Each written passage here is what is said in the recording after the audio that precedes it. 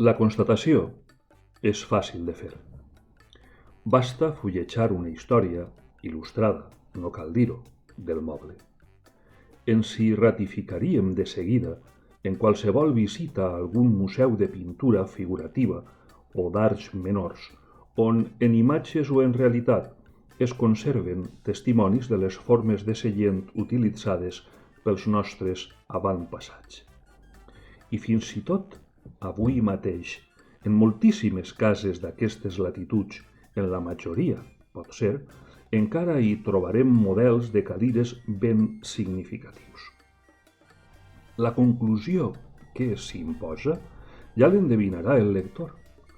L'home occidental tan ric en inventiva per a certes coses, mitologia, metafísica, literatura, art, guerra, opressió, etc., ha mostrat al llarg dels segles una singular falta d'imaginació per a tot allò que feia referència al seu confort més immediat. No es tracta solament de cadires, però el cas de les cadires resulta un indici d'especial visibilitat. Sembla, en efecte, que la nostra gent s'ha assegut sempre damunt d'artefactes la característica primera dels quals ha estat el format inhòspit. Sembla com si, durant centúries i centúries, ningú no s'adona que, en general, el fet de seure respon a una necessitat de descans i que aquest descans depèn de la posició del cos. Amb respatllers més o menys perpendiculars i culs plans i dimensions inconcebibles, les cadires i els setials que han vingut succeint-se amb les generacions de la nostra societat fan l'efecte d'haver estat construïts prescindint d'aquella exigència elemental. Seure en una cadira gòtica degué de ser un turment, o quasi. Seure en una cadira isabelina no suposà, després de tot, un avenç massa enèrgic. És clar que hi havia hagut, que hi hagué progressos.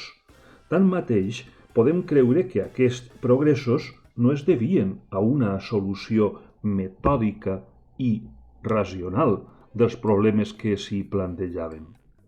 La inclinació del tors de la persona serent, el major o menor desembaràs de les seves cames, la justa flexió dels genolls, són factors que intervenen en la relaxació muscular buscada amb el repòs de la cadira. En l'evolució històrica del moble comprovem que, sí, de mica en mica, on va descobrint les facilitats oportunes perquè el repòs ansiat es produeixi en millors condicions. Una lleu diferència de centímetres en l'altura de les potes o en la desviació del respatller pot determinar l'absoluta bondat o l'absoluta desgràcia d'una cadira. Però, torno a dir-ho, allò que fins fa poc s'ha aconseguit en aquest ordre de coses no era una conseqüència d'un càlcul rigorós i, si se'm permet el mot, científic. Més aviat sembla que els avantatges procedien com una decantació del pausat i gairebé inconscient empirisme dels usuaris. O pot ser no tant dels usuaris com d'alguna excepcional i esporàdica fantasia que fusters i ebenistes introduïen en les seves rutines. Perquè quan els ciutadans amb possibilitats econòmiques, els magnats de bossa opulenta, les corporacions benestants van proposar-se millorar els seus mobles en proporció a la seva riquesa, no van fer en el sentit d'afegir-los comoditat. Els afegiren ornaments, que no és el mateix, ornaments o sumptuositats de material. Les cadires dels palaus van ser de fusta més noble, tingueren talles subtils, gaudiren d'entapissats harmoniosos, no passaren a ser, malgrat tot, molt més confortables que les cadires d'una casa modesta. I així ho repeteixo durant segles. Avui, per sort, el panorama canvia. Les llars dels nostres amics adinerats i els aparadors de les botigues del ram solen oferir ja exemplars de seients realment admirables. No sols bonics o cars, còmodes. Amb uns tals instruments domèstics a l'abast, la vida familiar guanyarà estabilitat, hi haurà menys dissensions conjugals i els veïns podran visitar-se afectuosament sense córrer el risc de passar l'estona en actituds rígides i desmoralitzadores.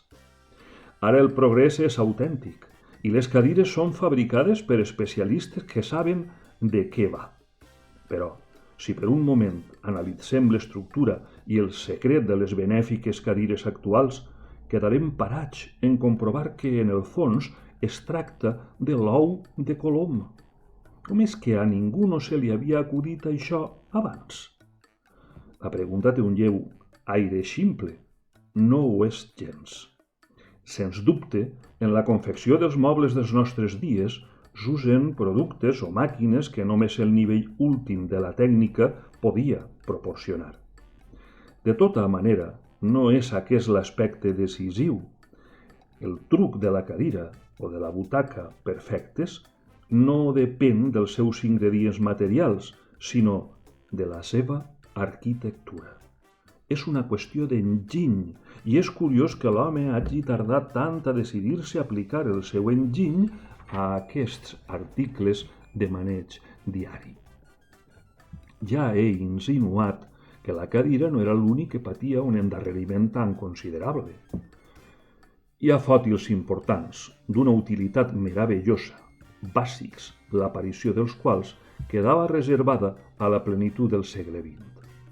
Només l'actual alta maduresa de la ciència i un afinat desplegament de la industrialització els fa possibles.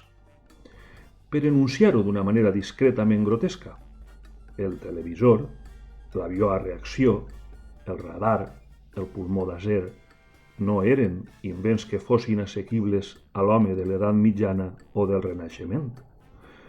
Però estic persuadit que una bona cadira, una cadira còmoda, sí, no calien massa pressupostos científics per a dissenyar-la, i un vulgar obrador d'artesà era suficient per a construir-la. No vull exagerar. No tinc la pretensió d'esperar amb esperança retroactiva que un fuster d'aquelles èpoques hagués segregat seients com alguns d'avui, de línies funambulesques i suports inversemblants. Tracto d'apuntar solament que els vells fusters estaven en condicions d'intentar alguna cosa semblant a això d'ara. Semblant, si més no, en la voluntat d'obtenir les majors molícies i els més venturosos acomodaments per a la seva clientela. És aquesta voluntat el que no s'hi donava. I no s'hi donava pot ser perquè, per la banda de la clientela, no existia una veritable demanda de confort. A nosaltres podrà xocar-nos aquest desinterès. Estem acostumats a dedicar al nostre cos totes les amabilitats que som capaços de procurar-li. Però, en realitat, això, l'afecte pel propi cos, és una actitud relativament nova dins la nostra civilització. Tradicionalment, la virtut era entesa sota formes inconfortables: l'austeritat i l'ascesi, l'abstenció i la mortificació. La vida de l'home sobre la terra era considerada com una exigència de sacrifici. Ara tothom pensa de distinta manera.